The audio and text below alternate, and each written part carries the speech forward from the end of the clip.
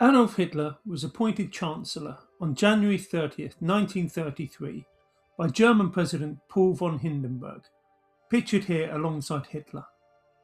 Hitler would assume power through legal means and then convert his position into one of supreme leader as the Führer of the Third Reich. Here are some of the key steps along the way, but his plans for Germany were formed long before he came to power.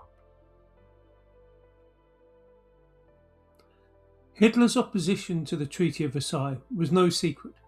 He repeatedly condemned the treaty in speeches, public statements, and in his autobiography Mein Kampf. Sie können uns unterdrücken.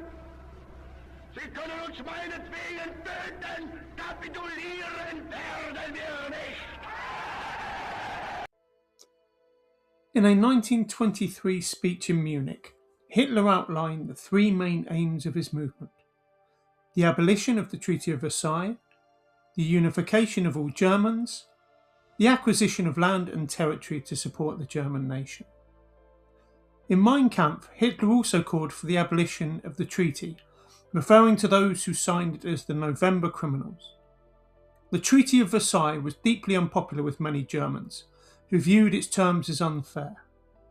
Germany had been excluded from the negotiations, blamed for starting the First World War, and forced to pay reparations.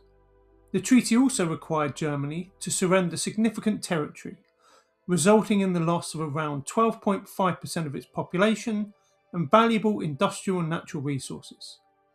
In addition, people felt that Germany was left unable to defend itself with the restrictions the Treaty of Versailles placed upon the size and strength of the German military. Hitler's promise to overturn the Treaty of Versailles resonated with many Germans, who believed the treaty had treated their country unjustly. Hitler aimed to unite the German-speaking peoples, including through the annexation of Austria, known as Anschluss, which was prohibited by the Treaty of Versailles. He also believed in Lebensraum, living space, which involved expanding German territory into Eastern Europe and Russia. Hitler warned that what was not given to Germany willingly would have to be taken by force. Hitler saw communism as a major threat to Germany. He believed the Bolsheviks had destroyed Russia and feared Germany could face the same fate. He spoke of Bolshevism as being part of a two-headed monster that needed to be decapitated.